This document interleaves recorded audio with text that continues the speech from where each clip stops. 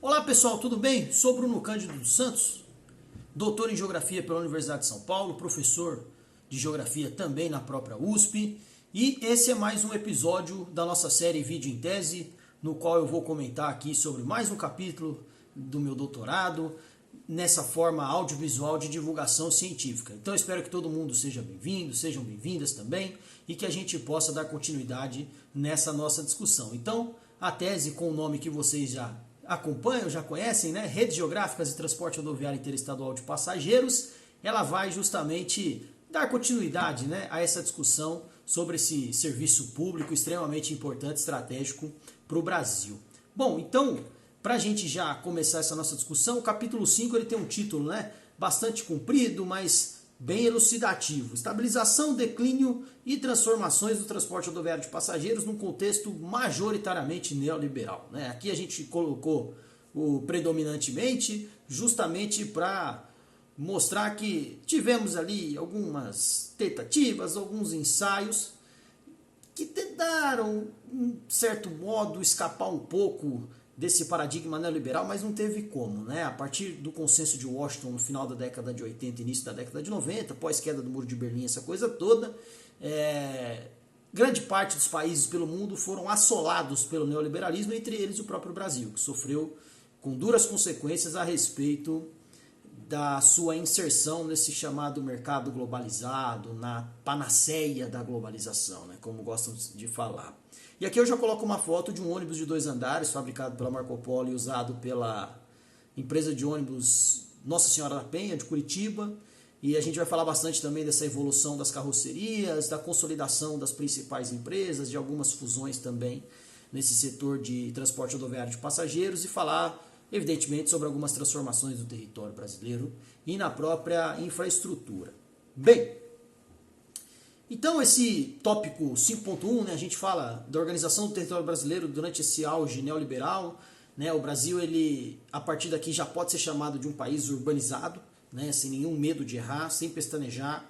A gente chega no final da década de 80 com uma população urbana de quase 75%, e na década de 50 a gente tinha apenas 2 estados, que era São Paulo, com 52,6%, e o Distrito Federal, né, que era, até a Constituição de Brasília, o estado da Guanabara, com 96,9%. Né? E é muito interessante a gente olhar esses dados e ver o quanto que esse processo de urbanização foi rápido. Né? Eu até comentei no vídeo anterior, né, sobre como esse processo ele evolui muito num período muito curto, né, num tempo muito curtinho. E a gente também tem o número de cidades dobrando, com um crescimento muito significativo das cidades médias. Elas vão ser inclusive muito importantes para esse transporte rodoviário de passageiros. Tá? A gente vai ter essas cidades com mais de 100 mil habitantes passando de 11 para 95, representando ali em 1980 mais ou menos 50% da população urbana, né? Arredondei para mais, né? 48,7%. Então a gente tem agora uma nova rede urbana de fato, né? Com a população morando nas cidades. A gente tem uma queda na mão de obra utilizada na agropecuária e fixada no próprio campo, né? A gente tem aquele fenômeno do trabalhador urbano empregado em atividades agrícolas, né? Isso se torna cada vez mais recorrente. E é muito interessante também a gente ter a configuração de metrópoles próximas a essa faixa costeira, com algumas interlândias extensas, né? Então, cidades como Recife, Fortaleza, Belém, Salvador e mesmo Goiânia, Campo Grande, Cuiabá, Porto Velho vão se tornar muito importantes, vão se tornar polos regionais muito estratégicos, não só para os seus estados, mas até extrapolando essa influência para estados vizinhos. Né? E a gente também tem essa emergência de cidades médias, como eu contei, tais como Rondonópolis, Santarém, Barreiras, Anápolis, entre várias outras, Londrina, Maringá e muitos outros exemplos do território nacional afora, que vão mostrar justamente essas complementaridades regionais. A gente tem uma nova geografia regional, podemos dizer assim, né? Calcada, estruturada nessa divisão territorial do trabalho. E com isso nós temos o surgimento de novas demandas por circulação, por comunicação. Isso tudo mostra que essa especialização do território se torna cada vez maior.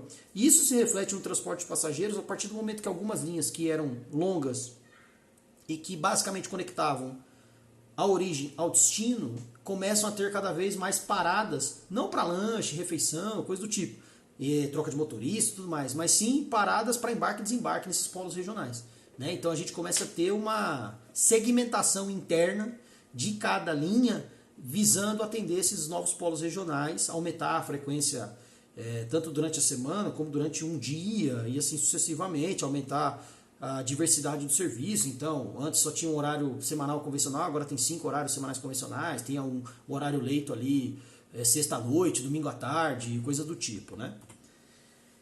E é muito interessante também a gente perceber o seguinte, né? Esses fluxos migratórios interregionais vão mostrar para nós ali na década de 80 essas desigualdades regionais. E essas desigualdades sociais também, acima de tudo, né? Essa discrepância entre o Sudeste e outras regiões do Brasil, entre São Paulo mesmo, né? E outras cidades brasileiras, né? O próprio Wilson Cano vai chamar esses fluxos migratórios de amortecedor social, no sentido de tentar justamente compensar com as migrações a falta de políticas de Estado, de desenvolvimento para essas regiões que normalmente emitem os fluxos migratórios, ou seja, políticas que no final das contas auxiliariam essa população a permanecer, de modo que a falta dessas políticas faz com que essa população tenha que sair, né? Inclusive eu até aproveito aqui para dar um testemunho, né? Eu sou filho, em certa medida, desse processo, né?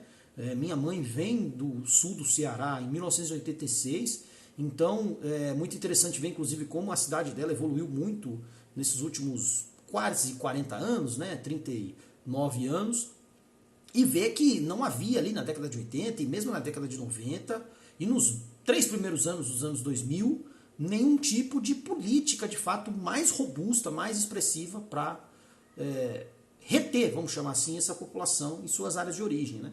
E é muito interessante que a década de 80, né, considerando ali um país com uma economia bastante comprometida, né, a gente, como eu abordei inclusive nos vídeos anteriores, sofreu muito com os 2 choques do petróleo, né, a dolarização da economia de diversas nações, a queda no comércio internacional do Brasil com outros países, né, e o próprio fim da União Soviética, isso tudo junto interfere na evolução do Brasil e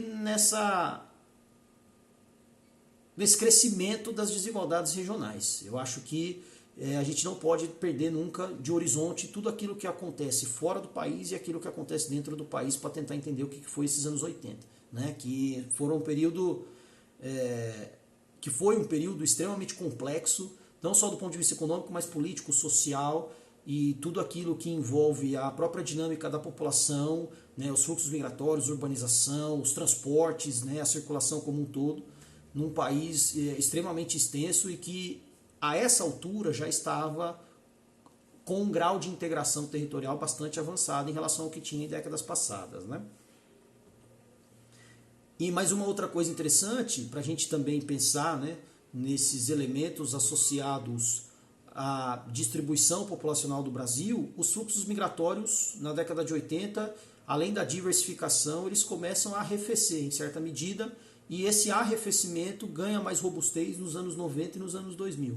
Quando eu falo em arrefecimento, eu estou dizendo justamente da redução de alguns desses troncos, né? Por exemplo, Nordeste e Sudeste, Sul, Centro-Oeste, você tem uma certa estabilização dessa dinâmica migratória, ainda que o país estivesse se tornando cada vez mais desigual. É muito interessante também a gente perceber que essas políticas neoliberais vão agravar muito essa desigualdade regional. A gente vai ver uma redução desses esforços de desconcentração industrial e de desenvolvimento regional. Então a Sudene vai perder uma parte do seu protagonismo. Nós tivemos, por exemplo, o encerramento da Sudesul, que era uma superintendência com as mesmas atribuições da própria Sudene, porém para a região sul, né? A gente teve a criação de 4 superintendências ao longo da década de 50 e 60, né? A Sudene, a própria Sudan para a Amazônia, a Sudeco para o Centro-Oeste e a Sudesul para a região sul, só o Sudeste que não tinha uma superintendência específica designada a ele, e isso tudo foi paulatinamente abandonado na década de 80, em virtude de crise financeira, aumento da dívida, da inflação, e nos anos 90, muito em virtude do avanço do neoliberalismo, nós tivemos o crescimento desse abandono, de fato, né? Então, a gente teve um aumento do desemprego, uma desindustrialização, um crescimento econômico muito baixo, né? Inclusive, a gente tinha um dilema muito sério entre estimular o consumo e controlar a inflação, e a economia não crescia e a inflação não era controlada. Só com o Plano Real, de fato, em 1994, a gente tem minimamente ali algum ajustamento, vamos chamar assim, dessa política econômica nacional, né? E é muito interessante também a gente perceber o seguinte, que o Estado ele continua sendo fundamental, e ainda que a gente tenha tido aquilo que o professor Antônio Carlos Robert Moraes chama de balconização das políticas públicas, o Estado ele não perde o seu protagonismo. Aliás, é o contrário, ele vai se tornar cada vez mais estratégico. Falava-se muito nos anos 90 em fim de fronteiras, em fim dos Estados-nação, né? Tudo viraria grandes blocos, então União Europeia, NAFTA, né? Estados Unidos, Canadá, México, Mercosul, essa coisa toda, mas na prática as nações tornaram-se cada vez mais importantes, né? E é muito interessante a gente perceber o seguinte, né? Esses investimentos materiais, né? Aquilo que a gente fala de capital produtivo, investimento naquilo que produz de fato, naquilo que constrói alguma coisa, vai se tornando menos protagonista com o tempo, e naquilo que o professor Antônio Carlos Robert Moraes fala, da valorização fictícia do capital, né? Sob a égide, né? Sob o comando do chamado, entre muitas aspas, mercado financeiro, né? Como se fosse algo invisível que regula tudo de maneira aleatória e que vai basicamente tentando organizar as tendências que existem. Isso tudo, gente, entre milhões de aspas, né? Que a gente sabe que na prática não existe nada de invisível nesse processo e não é nada aleatório esse processo. Outra coisa interessante para a gente retomar, inclusive, um pouco do que eu falei minutos atrás, essa questão da especialização produtiva dos lugares, né? A gente tem uma nova divisão territorial do trabalho, né, essa conclusão ou esse praticamente encerramento do processo de integração nacional faz com que cada área no Brasil, cada região brasileira se especializasse em um determinado ramo produtivo, isso tudo sendo integrado a um território nacional bastante extenso. Essa divisão territorial vai se tornar cada vez mais densa e mais aprofundada, aquilo que o professor Milton Santos e a professora Maria Laura Silveira vão inclusive falar sobre a questão da região concentrada, né, sul e sudeste, os seus 7 estados, concentrando informação, serviços, dinheiro, comércio, tecnologia e assim sucessivamente.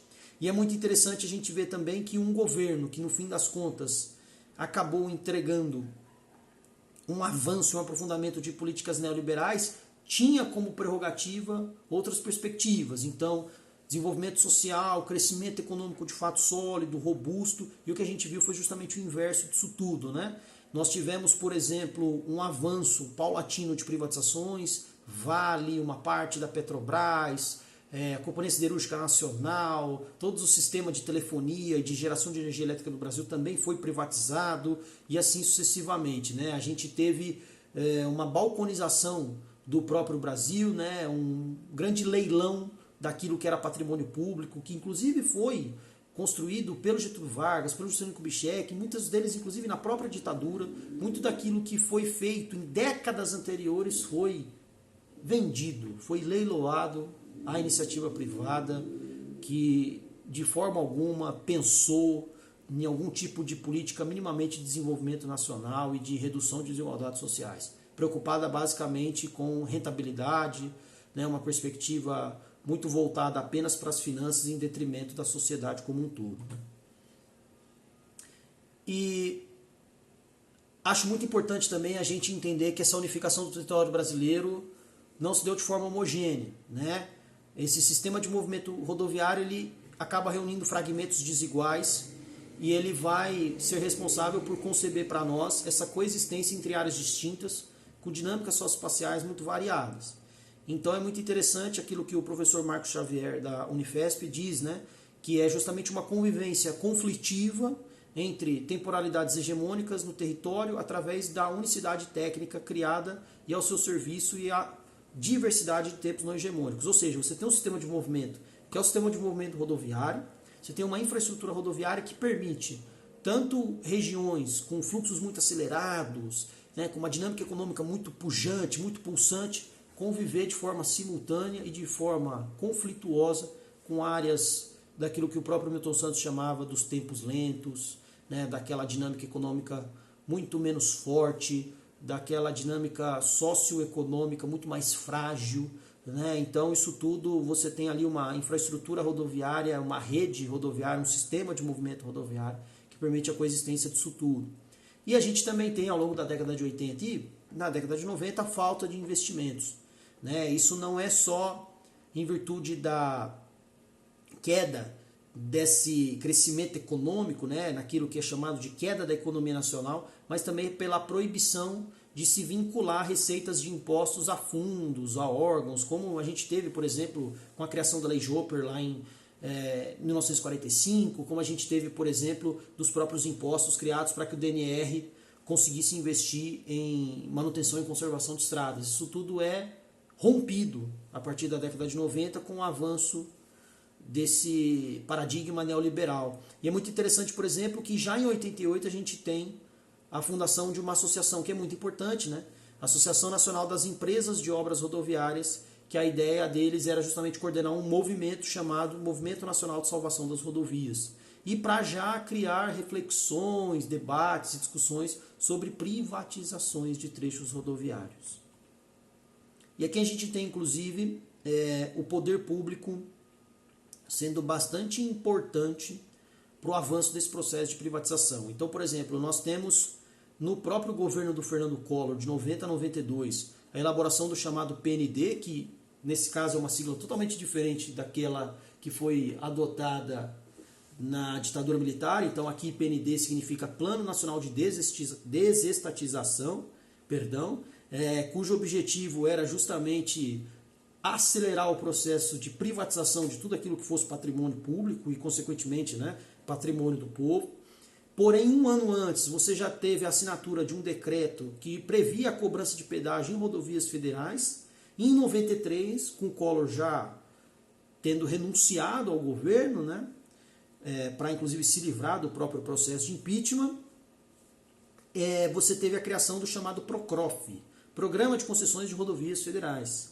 A ideia é que esse programa se tornasse responsável justamente pela organização das concessões rodoviárias que seriam feitas nos anos seguintes. Então, o PROCROF ficou sob a responsabilidade do DNR, que tinha um departamento de concessões rodoviárias especificamente designado para alocar o próprio PROCROF, e é muito interessante a gente ver que já em 95 nós temos as primeiras concessões. A primeira delas, a primeira da história de todo o Brasil, foi do trecho da BR-040 entre Rio de Janeiro e Juiz de Fora.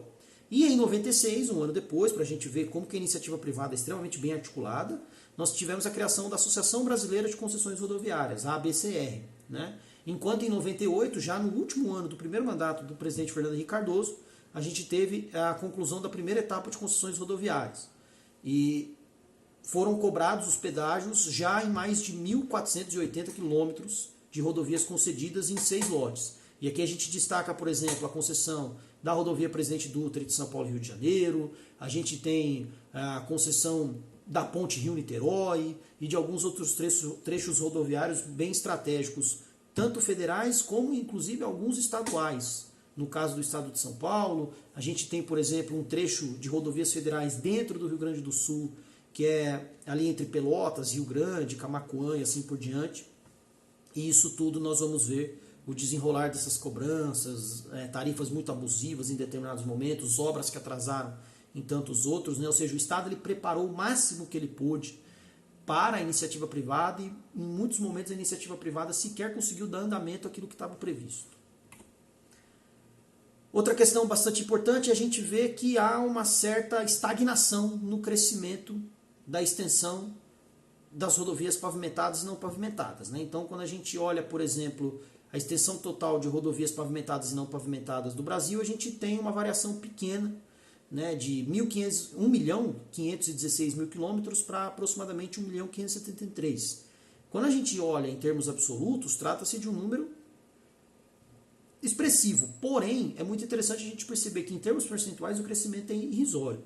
E, de fato, a gente vai ter um crescimento na região norte, que é onde a gente ainda tinha algumas possibilidades, né, alguns flancos de expansão desse processo de integração nacional. Algumas áreas que ainda não eram de fato tão integradas assim à economia brasileira, a gente vai ter a expansão rodoviária nelas. Ao passo que, por exemplo, nós temos aqui o Sudeste, o Sul, com a manutenção de todos esses valores. Inclusive eu destaco que em 94, 96 e 98 não foram divulgados esses dados da extensão total das rodovias pavimentadas e não pavimentadas, e aqui é federal, estadual e municipal. Isso já diz muito sobre como foi, né, os anos 90 em relação a pesquisas, muitas lacunas, muitas falhas nesses dados divulgados. Então é importante, inclusive, a gente também problematizar toda essa divulgação daquilo que é extremamente caro para nós pesquisadores, mas daquilo que, acima de tudo, é direito do povo. Né? As pessoas têm direito de saber aquilo que é feito do território brasileiro, né? Aquilo que é de fato levantado a respeito de dados e informações. Inclusive o Brasil é um país bem avançado em relação a outros do mundo nessa divulgação desses dados e dessas pesquisas. E aqui a gente tem que dar inclusive os parabéns, por exemplo, ao IBGE, que é bastante importante em todo esse processo e que tem um rol bastante robusto de pesquisas sobre diversos temas econômicos, políticos, sociais, territoriais, sobre todo o território brasileiro. E é muito interessante, por exemplo, a gente ver que nós tivemos a construção da 174 entre Manaus e Bonfim.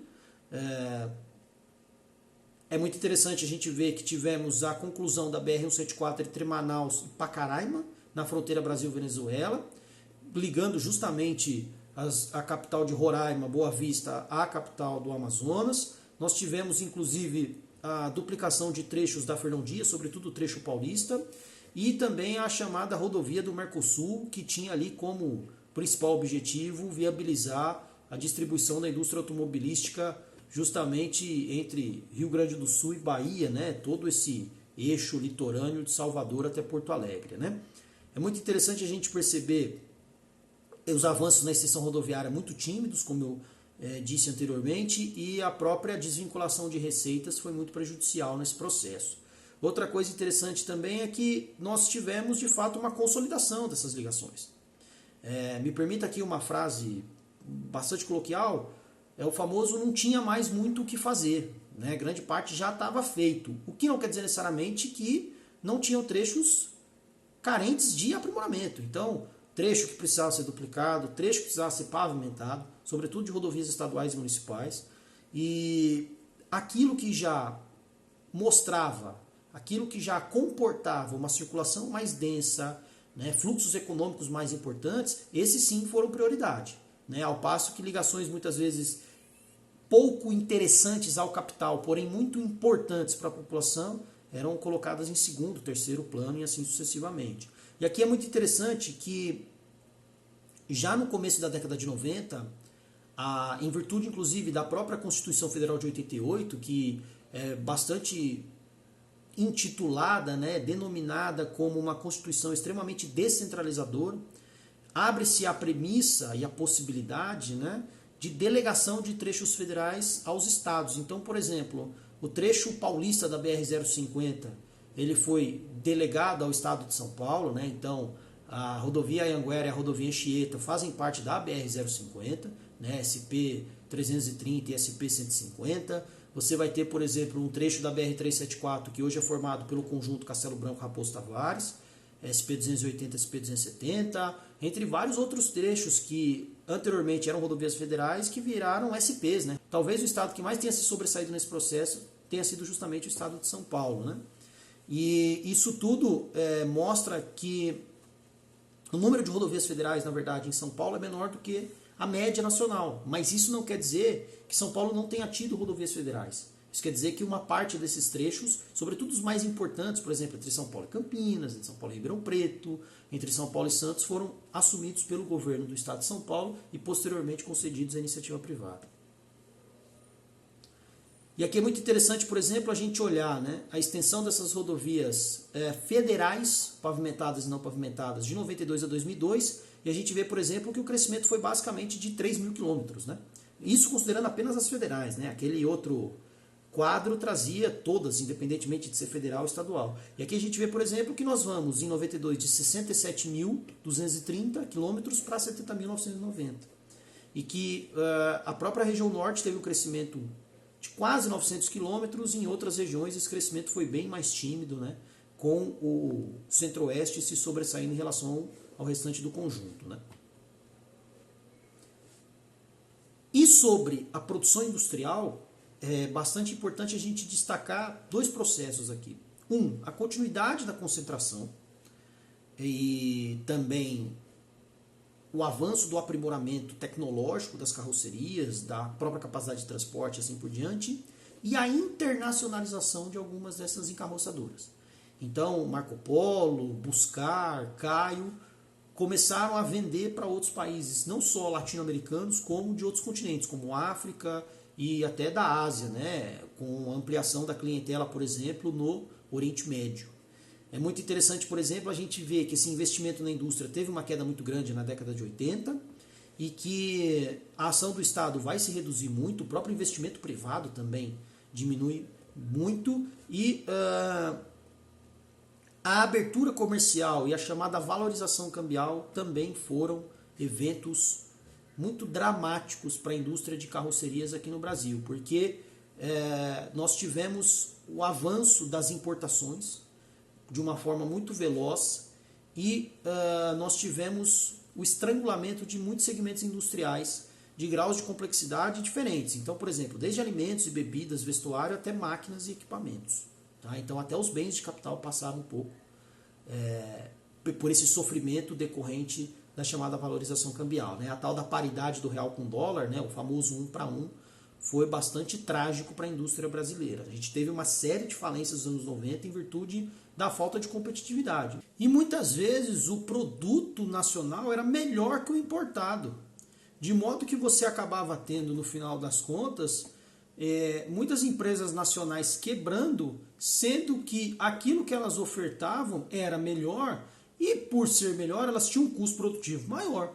Né? Então a gente teve essa distorção daquilo que era de mais ou de menos qualidade em detrimento do que vinha de fora, pelo puro e simples fato de ser de fora. Né? Infelizmente, do ponto de vista até cultural, a gente tem, ao longo da história do Brasil, uma preferência muito grande por aquilo que vem de fora em relação àquilo que é nacional, né? Aquilo que foi fabricado aqui no país. Então é muito interessante a gente ver que formou-se uma nova divisão do trabalho industrial, né? Com uma repartição geográfica nova, que em determinados segmentos, como a própria indústria química, metalúrgica e o setor de transportes, a concentração era muito forte ainda no sul e no sudeste, né?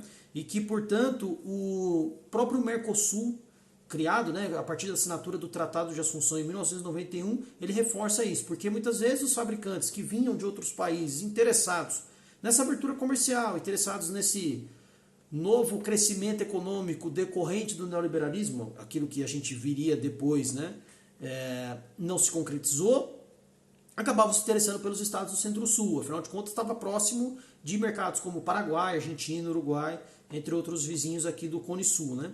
Então é muito interessante que, por exemplo, algumas fabricantes que chegam ao país vão se instalar já nesses estados. Então, por exemplo, a própria Iveco, que hoje é do grupo Stellantis, né, como eu comentei no vídeo anterior, ela já se instala em Sete Lagoas. Inclusive beneficiantes do fato da Fiat ser em Betim. Né? São duas cidades, Betim e Sete Lagoas, da região metropolitana de Belo Horizonte. Então, você tem ali incentivos fiscais relativamente semelhantes, né? Você tem ali alguns benefícios que são coexistentes tanto para a Fiat como para a própria Iveco.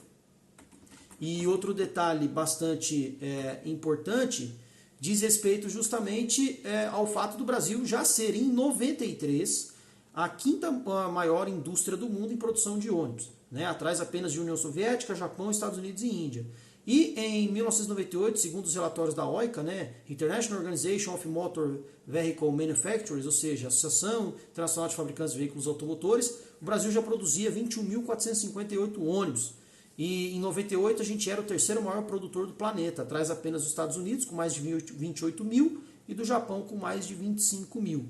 Né? Então isso mostra muita força da nossa indústria brasileira, né, que se configura aí como uma das mais produtivas do planeta, muito por conta do fato da gente usar muito transporte rodoviário aqui no Brasil, né, e a gente vende carroceria urbana e rodoviária não só aqui para o nosso país, mas também para grande parte dos nossos vizinhos. Né, e isso é muito interessante também pelo fato de que o Brasil tem algumas das suas fabricantes instalando durante os anos 90 e nas décadas seguintes fábricas nos outros países. Então a Marco Polo instalou uma fábrica na Argentina, fez uma joint venture com fabricantes portugueses, fez uma parceria com uma fabricante egípcia.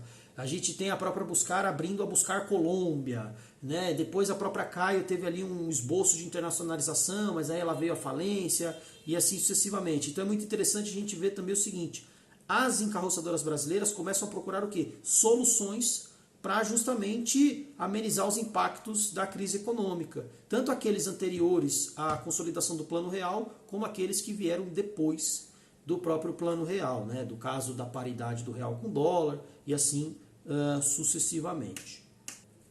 Então aqui, por exemplo, a gente tem uma tabela, né, falando sobre os ônibus rodoviários fabricados no Brasil de 86 até 2002 e considerando aquilo que ficou para o mercado interno e para o mercado externo. É muito interessante que a gente vê, por exemplo, em 86, 92% daquilo que foi fabricado ficando aqui no Brasil e apenas 7,3% indo para o exterior.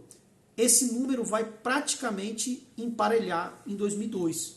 Né? Então você tem, além do aumento da própria produção em termos absolutos, né, a gente sai de 2.649 carrocerias rodoviárias em 86 para mais de 5.134 em 2002, você vai ter uma queda da participação do mercado interno de 92% para 50% e o mercado externo chegando ali a 49,42%, ao passo que em 86, né, 16 anos antes, era de apenas 7%. E essas vendas são, como eu disse anteriormente, América Latina, algumas carrocerias para a África, Oriente Médio e assim sucessivamente. Aqui é muito importante também mencionar uma certa resistência por parte de Estados Unidos, União Europeia e do próprio Japão em relação aos produtos nacionais. Né? Um protecionismo que muitas vezes o próprio Brasil deixou de praticar na década de 90 com aquilo que vinha de fora.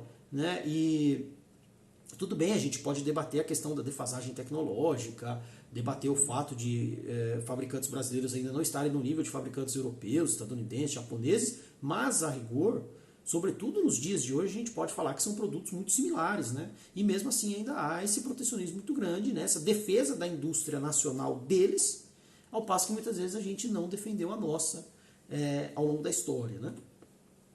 Outra questão importante também é que a própria Marco Polo talvez seja o exemplo mais proeminente dessa internacionalização, né, fazendo a sua primeira exportação em 61, naquilo que a gente chama de CBU, né, Completely Built Unit, ou seja, veículos que são exportados 100% prontos. A primeira exportação foi para o Uruguai, né, ali uma distância de Caxias do Sul até a fronteira não é das maiores, e na década de 70 a gente vai ter o crescimento das exportações da Marco Polo pelo chamado CKD, né, Completely Knockdown, ou seja, são kits de partes não montadas, né, são pedaços do ônibus que serão montados por outros fabricantes, né, em outras partes do planeta. E o próprio CBU, mais uma vez, para países africanos como Gana e Nigéria, e em alguns momentos até para nações europeias. E aí em 88 você tem algumas unidades já para os Estados Unidos, e em 92 a Marco Polo vai traçar uma parceria bastante importante até os dias de hoje com o México, né? Inclusive em 99 inaugurando o chamado Polomex, né? A Marco Polo inclusive tem uma linha específica de carrocerias rodoviárias só para o mercado mexicano, e é um mercado extremamente importante para a própria Marco Polo, né? E a Polomex é um dos principais fabricantes hoje para o México e para a própria América Central também, né? Inclusive a Marco Polo também instalou fábricas na Argentina em 97 na cidade de Córdoba, o Superpolo na Colômbia em 2001, assim como a fábrica em Joanesburgo, inclusive fornecendo ônibus para a Copa do Mundo da África em 2010. Né?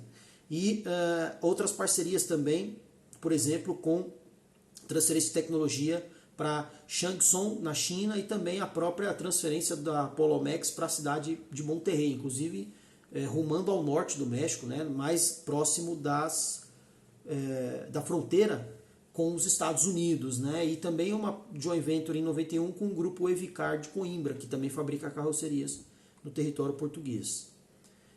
E aqui a gente tem, por exemplo, né, uma tabela mostrando a fabricação de ônibus rodoviários no Brasil de 86 a 2002, e aqui a gente vê que só considerando os da Fabus, né, a gente vai ter quase 70 mil carrocerias no período, né, ao passo que 35 mil da Marco Polo, né, e a própria Buscar com 25 mil, então duas encarroçadoras ali detendo quase que a totalidade, né, ou 90% mais, né, de 90% das carrocerias fabricadas. E aqui a gente não está contando necessariamente mercado interno e externo, né, depois essa divisão é feita de uma outra forma. E a Mercedes-Benz, que interrompeu, né, a fabricação dos seus monoblocos no Brasil em 96, e ela era até então a terceira maior produtora de carrocerias rodoviárias, né? posto que depois passa para a Comil, lá de Erechim, e a chegada da Irizar, né, ou Irizar, que é uma encarroçadora espanhola com mais de 125 anos de existência, com a parceria que ela fez com a própria Caio, que tem uma fábrica em Botucatu, né, na beira da rodovia Marechal Rondon, começou a fabricar ônibus rodoviário aqui no Brasil, inclusive comercializando bastante com os países sul-americanos também, né? E a chegada da própria Irizar em 1999 diz muito sobre esse processo de abertura da economia brasileira, né? Aqui um outro ponto interessante é a própria Ciferal deixou de fabricar carroceria rodoviária em 97. Ela tentou inclusive criar uma nova linha de produtos, mas não funcionou, né? A própria gestão que assumiu após a sua privatização, né? A Ciferal tinha uma parte de capital estatal. Em 95 enfatizou a produção para veículos urbanos. Afinal de contas, quem comprou a Ciferal foi o Grupo RJ, representado pela FETransport, que é a entidade patronal das empresas de transporte de passageiros do Rio de Janeiro, né? Então, o objetivo da Ciferal, com a sua fábrica à época em Duque de Caxias, era fabricar ônibus urbanos para as empresas do estado do Rio, né? Então, tanto da capital como de outras cidades, né? E até que em 2001 a Ciferal é assumida pela Marco Polo, né? Depois é transformada em Marco Polo Rio e assim sucessivamente. E a Caio também, já na década de 70, tinha ênfase na fabricação de urbanos, mas em 93 ela projeta 2 rodoviários para serem fabricados numa joint venture com a Mercedes lá em Monterrey, no próprio México. E é muito interessante também a gente ver que a Caio, mesmo antes de ir à falência, né, no final da década de 90, tentou ali alguns esforços de internacionalização, embora focando os urbanos, né, tinha ali sempre o lançamento de um modelo rodoviário ou outro, ali de 2 em 2 anos, 3 em 3 anos. Como eu disse anteriormente, a Mercedes encerrou a fabricação dos monoblocos em 96 e parou de produzir as plataformas na fábrica de Campinas em 2000. Hoje a Mercedes-Benz fornece os chassis, né, toda a parte mecânica, motorização, câmbio, sistema de freio, suspensão, etc., para encarroçamento com Marco Polo, Buscar, Comil e entre outras, né? E em 89 a Nielsen mudou o nome para Buscar e ela foi durante toda a década de 80, década de 90 e até a primeira metade dos anos 2000 a principal concorrente da Marco Polo, né? A catarinense Buscar de Joinville. E a Marco Polo ultrapassa a Mercedes em 86 como a principal fabricante de ônibus do Brasil e ela foi a primeira a fabricar o ônibus que a gente conhece como low driver, que é aquele que tem a posição do motorista abaixo do salão de passageiros, né? Então não é o ônibus de 2 andares, mas você tem um andar superior à cabine do motorista, com uma visão panorâmica para os 4 passageiros da frente, ou 3, depende da configuração de poltronas, e um bagageiro muito amplo, né? Esse primeiro low driver da Marco Polo, o bagageiro tinha 1,45 m de altura. Então ali você aumentou muito a capacidade de transporte de encomendas e tudo mais, e mesmo com a colocação da escada, né? Porque para você chegar nesse andar do salão de passageiros, a subida é um pouco mais longa do que em ônibus, vamos dizer assim, convencionais. Eram ônibus muito espaçosos e confortáveis e hoje é um tipo de carroceria, né, o chamado LD, muito fabricado, a própria Comil fabrica, a Marco Polo fabrica e a Buscar também, considerando as que atuam no Brasil nos dias de hoje. Outra coisa interessante, pessoal, é que a gente tem o teste da própria Chilebus como a primeira companhia a operar um veículo de 2 andares na linha Rio de Janeiro-Santiago do Chile, via São Paulo, né? Era um ônibus que vinha da Alemanha, né, com carroceria Neoplan, e depois as fabricantes brasileiras começaram a se organizar para tentar fabricar os seus próprios DDs, né, os double deckers, né, os ônibus de 2 pisos. E no primeiro momento, as empresas de transporte rodoviário brasileiras foram um pouco reticentes a esses veículos mais altos, só que depois elas perceberam que você tinha a possibilidade, por exemplo, de serviços diferentes, né? Então, convencional no andar de cima, leito ou leito-cama no andar de baixo, e então algumas empresas começaram a aderir a partir da década de 90. E aqui nessa imagem, né, nesse mosaico, eu tenho, por exemplo, né, algumas carrocerias que foram fabricadas pela própria Itapemirim, né, que foi uma das principais empresas de transporte rodoviário de passageiros no Brasil, que começou a adaptar, né, esse terceiro eixo, criou o chamado Tribus, né, aumentou o comprimento, capacidade de carga, potência dos veículos, chegou a fabricar alguns furgões lá em Cachoeiro do Itapemirim na sua própria fábrica. A própria Cometa lançou o seu último modelo, né, por meio da CMA, que foi o Estrelão, até ser comprada pelo grupo JCA, dono da 1001 da Catarinense. A Comil, já com um novo nome, lançou sua nova linha de carrocerias, né, rodoviárias, que é o caso do Galediante, que a gente vê aí na fotografia. E também o último modelo do monobloco, né, o O400, que foi lançado ali em 94 e foi produzido apenas até 1996. Mas é muito interessante a gente perceber que essas carrocerias, né, esses ônibus, melhor dizendo, o monobloco da Mercedes, venderam bastante, tiveram boa aceitação no mercado nacional. Muitas empresas grandes compraram diversos ônibus, né, centenas e centenas de unidades desse monobloco, né? A Contígio teve desse modelo, a própria Itapemirim também teve vários, entre várias outras empresas também. E falando um pouco dessa mudança, né, do serviço rodoviário como um todo, é muito interessante a gente perceber o seguinte, né? Nós temos ali o começo de uma oligopolização das empresas de transporte rodoviário, né? Em virtude dos avanços da infraestrutura rodoviária, o transporte rodoviário de passageiros se beneficia, né, desses aprimoramentos da rede rodoviária, né, dos fluxos mais rápidos, mais seguros, mais pontuais e assim por diante.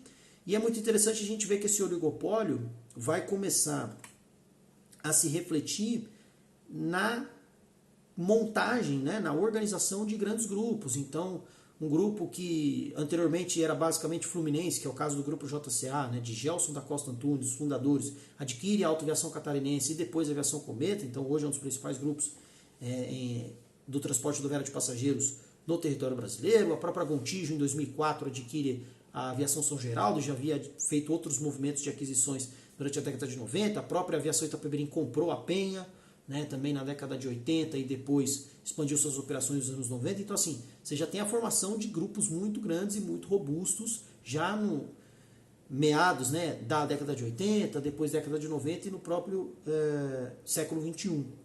E é muito importante a gente perceber, por exemplo, o seguinte, que na prática, essa liberalização da economia, né, o avanço desse neoliberalismo, ele vai justamente mostrar que as entidades de classe são cada vez mais importantes. E aqui não tem como a gente não destacar a própria ABRAT, né? A Associação Brasileira de Empresas de Transporte Terrestre de Passageiros, que ela foi criada em 95, embora ela seja a sucessora da antiga Rodonal, Associação Nacional de Intercâmbio das Empresas de Transporte Rodoviários Interestaduais e Internacionais de Passageiros, que foram criadas justamente por empresários na década de 70, né? No caso o Benito Porcaro, que era o diretor da Companhia São Geraldo, e Oscar Conte, que era o superintendente da própria Pluma.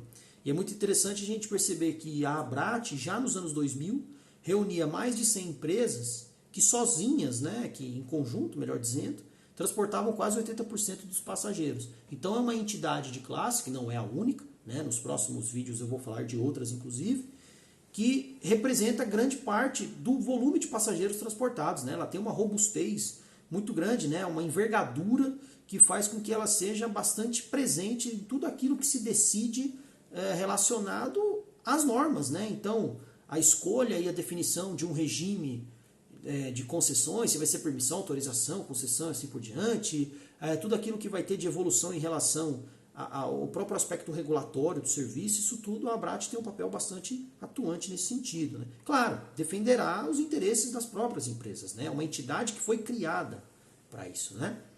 Aqui também é muito interessante a gente perceber o seguinte, né?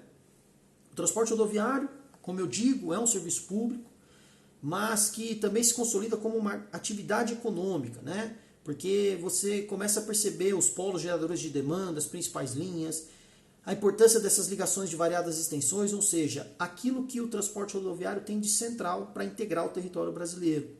E ele tem como objetivo integrar essas cidades diferentes. E o ônibus ele é muito flexível, né? Ele consegue não depender de pavimentação asfáltica, por exemplo, né? Você tem linhas até hoje, inclusive, que utilizam trechos sem pavimentação completa ou com a pavimentação ainda sequer iniciada. O ônibus também transporta pessoas tanto de áreas urbanas como de áreas rurais. Você vai ter, por exemplo, a questão daquilo que é rede urbana e daquilo que de fato são localidades, né, próximas às áreas urbanas. Então é muito interessante também a gente perceber que há uma demanda proveniente da zona rural que não pode ser desconsiderada. E mesmo que essa demanda muitas vezes não utilize o ônibus rodoviário apenas, ela também faz parte desse conjunto, né? Porque você tem a complementaridade entre o transporte urbano de passageiros e o transporte rodoviário. E aqui a gente aproveita para reforçar a importância do sistema rodoviário para o país como um todo. E nós tivemos, né, a publicação de novos decretos, né? Então, por exemplo, em 86 foi assinado um decreto responsável por contemplar esses regimes de concessão e permissão para linhas interestaduais e internacionais. Em 88, um outro decreto definiu a transformação de todos os serviços complementares em linhas regulares, o que mostra para nós o porquê que aumentou bastante o número de linhas de 87 para 88.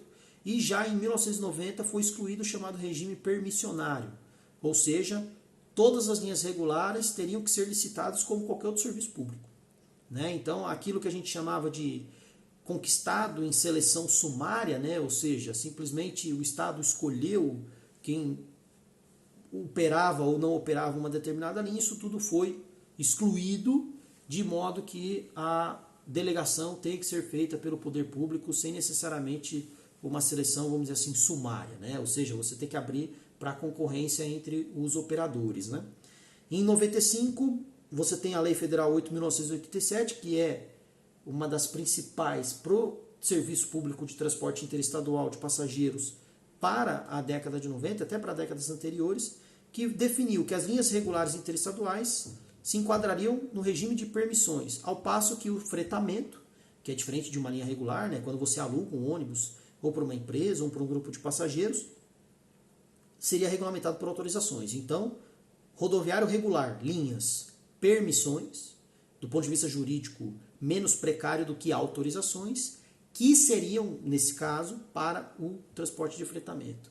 E em 98 foi promulgado o Decreto Federal 2521, né, 2521, que foi responsável por estabelecer regras novas para a licitação e operação de serviços interestaduais de passageiros.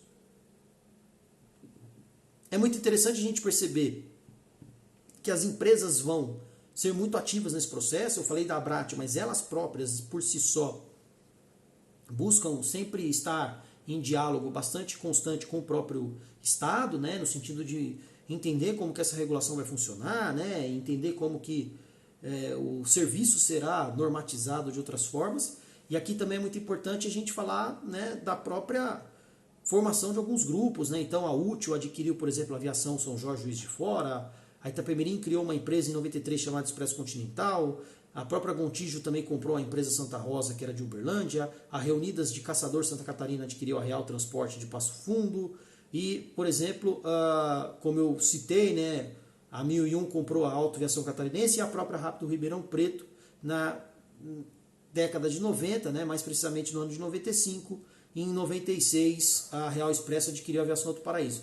Aqui, na verdade, você tem várias outras aquisições. Né? Eu listei basicamente as principais, sobretudo de empresas que funcionam até hoje. Então, a própria Gontijo, a Reunidas, a Catarinense, a própria 1001 e a Real Expresso. E a Útil também.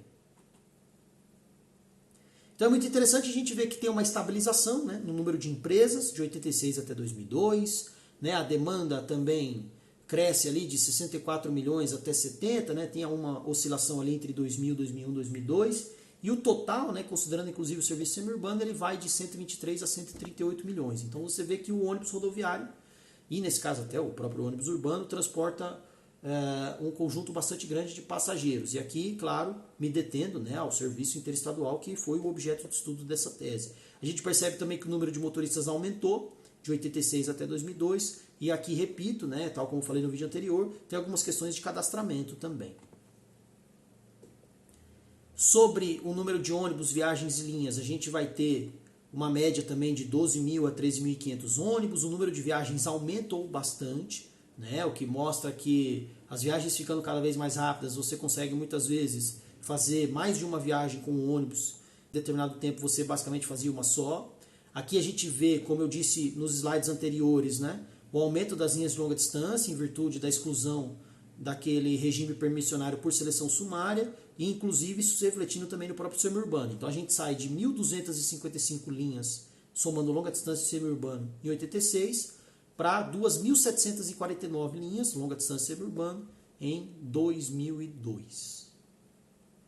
Então, no próximo vídeo a gente vai ter o capítulo 6, que fala justamente do período progressista ali de 2003 até 2016. Então, a gente tem a continuidade de vários desses processos que mencionei, a gente tem reestruturações muito intensas no âmbito normativo, da própria indústria, né? A gente tem algumas falências bem sensíveis e depois a retomada de algumas dessas fabricantes. Isso tudo será tema do próximo vídeo. Então eu aproveito aqui para agradecer a todo mundo, né? Gostaria de dizer que tem sido uma alegria gravar todos esses vídeos, né? E debater esse material com mais vagar, com mais cadência, com mais qualidade e, claro, né, aproveito para reforçar o convite à própria leitura da tese e também em dizer que, no fim das contas, o material impresso é o que dá base a toda essa divulgação audiovisual. Então eu agradeço mais uma vez, espero que vocês curtam, comentem e compartilhem. Sempre sintam-se bem-vindas e bem-vindos a esse nosso projeto e não nos deixe de acompanhar nos próximos materiais e nos próximos vídeos. Até mais!